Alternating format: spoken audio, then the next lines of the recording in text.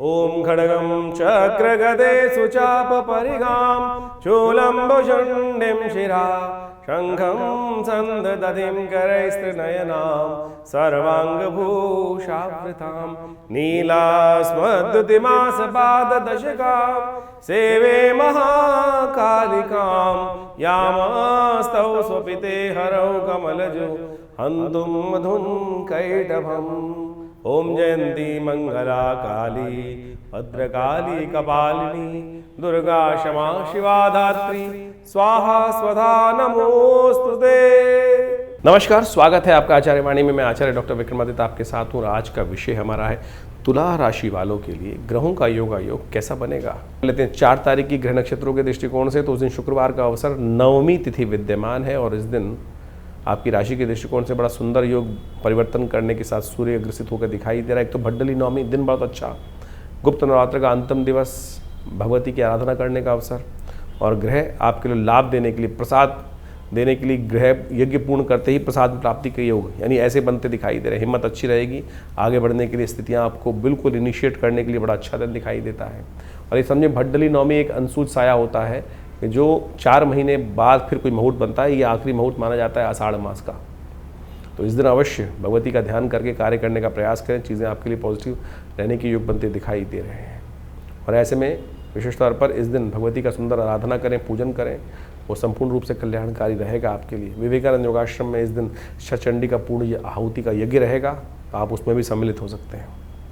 5 तारीख शनिवार का अवसर है, दशमी तिथि विद्यमान है और ग्रह नक्षत्रों के दृष्टिकोण से सर्वार्थ सिद्ध योग बना हुआ है। और अगले दिन से मुहूर्त भी समाप्त होने की तरफ जाएंगे क्योंकि देव शयन हो जाएगा, उसके बाद कोई बड़ा मुहूर्त नहीं किया जाता। ऐसे में ग्रह नक्षत्रों के दृष्टिकोण से 10 तारीख के ग्रह बता रहे हैं आपके लिए उत्साह के साथ काम करने की तरफ अग्रसित हों, चीज़ें अच्छी रहेंगी, पॉजिटिव रहेंगी। और ऐसे में देवस्थान में जाकर, मंदिर में जाकर यदि आप जरी युक्त वस्त्र का दान करेंगे, भगवान के वस्त्रों को दान करने का प्रयास करेंगे तो बहुत शुभ रहेगा आपके लिए। यदि हम बात करें ग्रह नक्षत्रों के दृष्टिकोण से क्या योग आपके लिए बन रहा है 6 तारीख के दिन, तो जान लीजिए रविवार का अवसर है और एकादशी तिथि है और इस वक्त बृहस्पति अस्त हैं, लेकिन इस दिन बृहस्पति उदय होने जा रहे हैं। लेकिन ज्योतिष के दृष्टिकोण से कहा जाता है कि रविवार के दिन एकादशी के समय में यदि बृहस्पति अस्त अवस्था में हो तो ये संसार के लिए विप्लवकारी योग बनता है। फिर चिंगारी फूट सकती है और विश्व अशांति की तरफ पुनः जाता दिखाई दे सकता है। ऐसे में ग्रह नक्षत्रों के दृष्टिकोण से यदि हम आपके लिए बात करें तो ये दिन आपके लिए तो बहुत ही महत्वपूर्ण रहने वाला है। भाग्य में बैठे हुए बृहस्पति जागने वाले हैं, भगवान विष्णु समस्त देवताओं के साथ शयन करेंगे, सत्ता शिव के हाथ में आएगी। भोलेनाथ को जितना प्रसन्न करोगे ना, आपकी राशि के दृष्टिकोण से इस वक्त योग बन रहा है, उतना कल्याणकारी योग आपके लिए बनता दिखाई देगा। इसलिए नित्यपति भगवान शिव का ध्यान, पूजन, रुद्राभिषेक करें और देखिए आने वाले 1 महीने में आपके लिए वारे न्यारे करने का कैसे योग बनेगा। अतिचारी बृहस्पति भाग्य में बहुत पुरजोर तरीके से आपको लाभ देने के योग बना रहे हैं। इस दिन कम से कम भगवान विष्णु का सुंदर पूजन करें, उनका चरणामृत ग्रहण करें, ओम नमो भगवते वासुदेवाय इस मंत्र का जप करें, कल्याण होगा। 7 तारीख सोमवार का अवसर, द्वादशी तिथि विद्यमान है। वामन पूजा इस दिन की जाती है, ब्राह्मणों की पूजा करने का योग दिन माना जाता है इस दिन और उनके आशीर्वाद से समस्त मेवे प्राप्त करने के रास्ते, ज्ञान की सहायता दें, ज्ञान का सानिध्य ग्रहण करने का दिन दिखाई देता है। और आपकी राशि के दृष्टिकोण से योग जो बना हुआ है वो आशीर्वाद का ही है। आशीर्वाद जितना लोगे उतना बढ़िया रहेगा। विनम्र हो, माता पिता गुरुजन का आशीर्वाद लो, कल्याण होगा, चीज़ें आपकी पॉजिटिव रहेंगी सही रूप से। आशीर्वाद चाहिए, नहीं तो मन कहीं ना कहीं शंकाग्रस्त रहेगा। जब चंद्रमा कमज़ोर हो जाते हैं जिस समय, तो उस समय ज्ञान की आवश्यकता सही रूप से होती है। तो कोशिश ये करें ज्ञान का सानिध्य लेने का प्रयास करना चाहिए। और यदि इस दिन खीर का भोग लगा के प्रसाद ग्रहण करोगे तो आपके लिए बहुत अच्छा योग बनेगा। 8 तारीख की बात करें, मंगलवार का अवसर, भौम प्रदोष का योग, त्रयोदशी उस दिन विद्यमान है, शाम के समय विद्यमान रहेगी, इसलिए भौम प्रदोष बन गया। और आपकी राशि के दृष्टिकोण से यदि हम देखें तो इस वक्त ग्रहों का योग आपके लिए बहुत महत्वपूर्ण परिवर्तन की तरफ जा रहा है। इसलिए थोड़ा सा पुरुषार्थ को बढ़ाने की ज़रूरत है। पुरुषार्थ सही बढ़ेगा ना, चीज़ें बिल्कुल ठीक हैं। लेकिन हो क्या रहा है कि इस वक्त सूर्य आपके सप्तम भाव जो भाग्य में विराजमान होकर पुरुषार्थ वाले भाव को कहीं ना कहीं देख रहे हैं और ये पुरुषार्थ में कहीं ना कहीं कमज़ोर करते दिखाई दे रहे हैं। तो ऐसे में भौम प्रदोष का योग बन रहा है, उस दिन हनुमान जी का सुंदर स्तवन करें तो आपके लिए अच्छा रहेगा। 9 तारीख बृहस्पतिवार का अवसर, बुधवार का दिन है, 9 तारीख के दिन, और चतुर्दशी तिथि विद्यमान है। और ग्रह नक्षत्रों के दृष्टिकोण से ये जो पुरुषार्थ में जो कमी दिखाई दे रही थी वो शिव की आराधना से पूरी होती दिखाई दे रही है। शिव आपकी किस्मत जगाने के लिए इस वक्त योग बना रहे हैं, लेकिन फालतू के कामों से बचना, शिव की आराधना करना, ये आपके लिए बहुत सुंदर योग बनाएगा। संत महात्मा और सुंदर आशीर्वाद लेकर सावन अब शुरू हुआ चाहता है और आपकी राशि का पदार्पण ऐसे ही हो रहा है। गज की स्त्री योग बनकर तैयार है। शिव पर 1 लोटा जल डालो, संत महात्माओं का आशीर्वाद लो। देखो वारे न्यारे होने के योग तैयार बनते दिखाई देंगे आपको। 10 तारीख बृहस्पतिवार का अवसर और ऐसे में गुरु पूर्णिमा का योग, और उस दिन सत्यव्रत भी रहेगा। तो ऐसे में चीज़ें आपकी राशि के दृष्टिकोण से बहुत सुंदर हैं। बृहस्पति के बिल्कुल सम्मुख आके चंद्रपूर्ण शक्ति के साथ विराजमान हो गए हैं। सत्यव्रत भी रहेगा इस दिन, तो पुरुषार्थ से सही चीज़ें आपके योग बनाने के रास्ते बना रही हैं। तो ऐसे में बृहस्पति को ताकत दीजिए, और बृहस्पति को ताकत संत महात्माओं की सेवा से मिलती है, गुरुजन के आशीर्वाद से मिलती है। जो गुरुओं का तिरस्कार करते हैं, बृहस्पति जाग कर भी उनके लिए सोए माने जाते हैं। इसलिए ज्ञानी जन, गुरुजन का सानिध्य जो ले लोगे, भाग्य में बैठे हुए बृहस्पति 1 साल में आपकी वारे न्यारे करने के योग बना देंगे। तो गुरु दीक्षा लेकर गुरु मंत्र का नित्य प्रति स्तवन, ये आपके लिए सबसे श्रेष्ठ उपाय है। अब भगवान शिव का मंत्र यदि आपने दीक्षा में ले लिया, इस वक्त ग्रह योग ऐसे बन रहे हैं, तो आपके लिए बहुत सुंदर योग बनेगा। नित्य प्रति इसको स्तवन करें, देखना चीज़ें आपके लिए फेवर में जाने के योग बहुत तेज़ी से बनाएंगी। गोचर के दृष्टिकोण से जैसे दिखाई देता है, लेकिन जन्मपत्री में क्या योग बन रहे हैं उसके लिए और विवेचना अच्छे से करा लीजिए। देखिएगा बहुत महत्वपूर्ण परिवर्तन का समय है, निकल ना जाए, हाथ से ना निकलने दीजिएगा इस समय को। तो इस प्रकार से आपने ग्रहों की विवेचनाओं को, ग्रहों के योगों को समझा कि आपके दिन पर दिन किस प्रकार के जुलाई के आरंभ काल में ग्रहों का योग बनेगा, और ये योग आपके जीवन पर किस प्रकार से प्रभाव डाल रहा है। देखिए ये तो योग जो है वो हमेशा बनते आते हैं, और उन योगों का प्रभाव तो आपकी राशि के दृष्टिकोण से, आपके लग्न के दृष्टिकोण से पड़ता ही है। सबसे पहले ये हमको समझना चाहिए कि हमारी राशि मुख्य है या लग्न की राशि मुख्य है या सूर्य की राशि मुख्य है।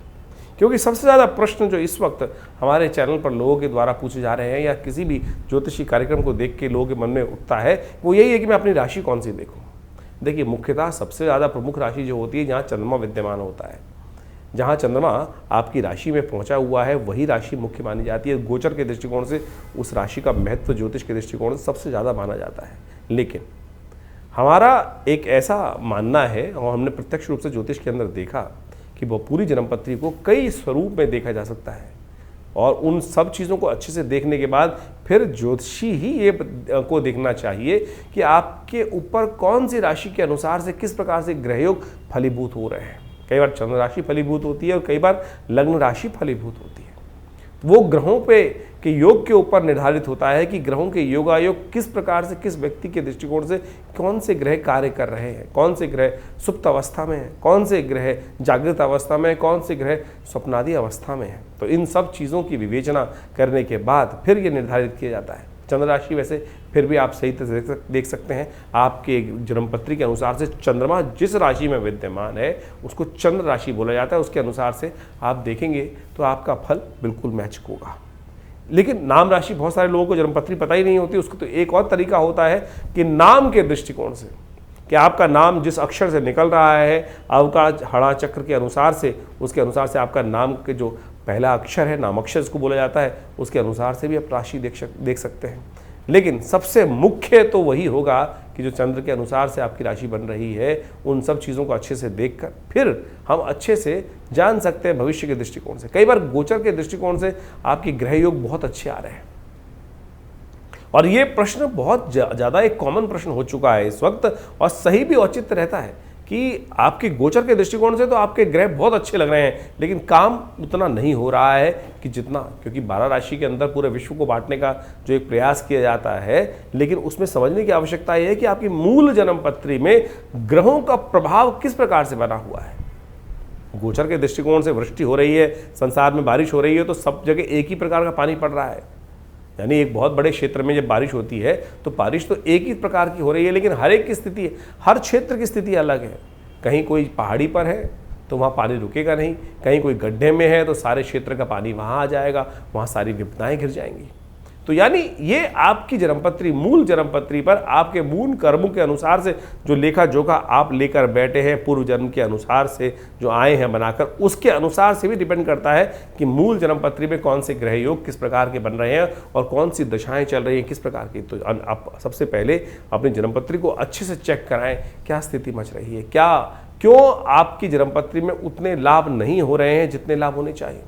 ज्योतिष एक बहुत शोध का विषय है और हमारे ऋषि मुनियों ने काल गणना को बहुत विशेष तौर पर समझकर इनकी विवेचनाएं उपस्थित करी हैं और उसी समझ का, उसी ज्ञान विज्ञान का लाभ लेते हुए ज्योतिष की जो गणनाएं हैं उनको समझकर उसके द्वारा भविष्य को समझने का जो कार्य किया जाता है वो ऐसे नहीं है।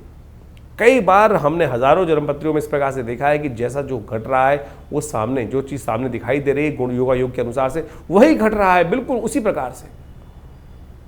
तो यदि कष्ट का निवारण चाहते हैं, कष्ट को भगाना चाहते हैं, तो जन्मपत्री को सही से समझकर और उसके अनुसार से उसके भविष्य के दृष्टिकोण से जो आपके लिए खास ज़रूरत है। देखिए, बड़े भाग्य मानुष तन पावा, बड़े भाग्य से मानुष तन मिलता है और ऐसे ही नहीं दुख में निकालने के लिए है। इन दुखों को समाप्त करने के लिए एक दिशा पकड़ने की आवश्यकता है, दिशा बदलने की आवश्यकता है। दशा स्वयं बदल जाएगी। दिशा किस प्रकार से पकड़ी जाए, किस मार्ग पे चला जाए, चलना ही तो है। और चलना यदि गलत मार्ग पे होगा तो गलत तरफ हमको लेके जाएगा, सही मार्ग पकड़ लेंगे तो सही तरफ चलते चले जाएंगे।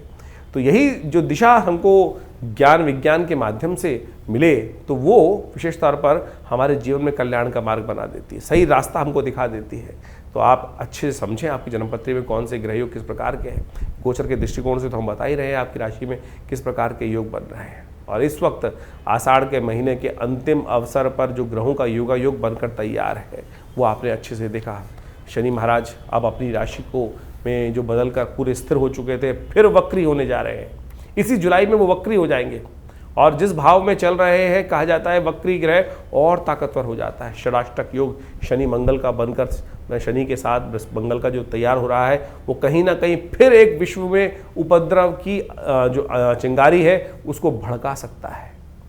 जो लोग कह रहे थे कि शांति हो गई है, ये पुनः शनि महाराज वक्री होने के बाद 4 महीने वक्री रहने वाले हैं शनि महाराज। अच्छी बात यह है कि बृहस्पति उदय हो रहे हैं। बृहस्पति जो उदय हो रहे हैं वो एक बहुत अपना शामक प्रभाव, अतिचारी बृहस्पति, जैसे ही पिछले करीब करीब मई में परिवर्तन किया था उसके बाद परिवर्तन करते ही कुछ दिन बाद ही वो अस्त हो गए सूर्य के सन्निकट आने के कारण से। अब पुनः वो जागृत हो रहे हैं, उदय हो रहे हैं और अपना प्रभाव पूरी तरह से दिखाएंगे। हमने आपकी राशि के दृष्टिकोण से उस पूरे के पूरे जो रास्ता है बृहस्पति और शनि महाराज के वो सब आपके समक्ष तथ्यात्मक तौर पर रखने का प्रयास किया है, उसको आप अच्छे से समझ लें। और फिर भी कोई प्रश्न मन में यदि आ रहा हो तो चिंता ना करें, हम आपके साथ हैं।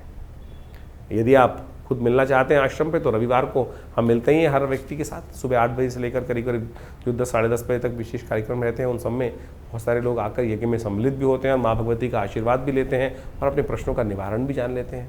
और यदि बहुत दूर है तो फ़ोन पे आयुष जो आप विशेष तौर पर अपॉइंटमेंट्स का प्रोसेस है, आप फ़ोन नंबर चल रहे हैं उन पर संपर्क साध कर अपने प्रश्नों का निवारण जान सकते हैं और उस उपायों को कर आप अच्छे समस्याओं को दूर करने का योग बना सकते हैं। तो ये राशिफल हम लगातार आपके साथ रहते हैं और बहुत सारे अलग अलग जो ज्योतिष की गणनाओं के माध्यम से विभिन्न ग्रहों का परिवर्तन होता है उन सब के समस्त सिद्धांत आप तक पहुंचाने का प्रयास करते रहते हैं। तो इन सबको समझें, जीवन में सही मार्ग को पकड़ें, सत्य मार्ग को पकड़ें और फिर आगे चलने का प्रयास करें तो अच्छा रहेगा। धन्यवाद आप सबका।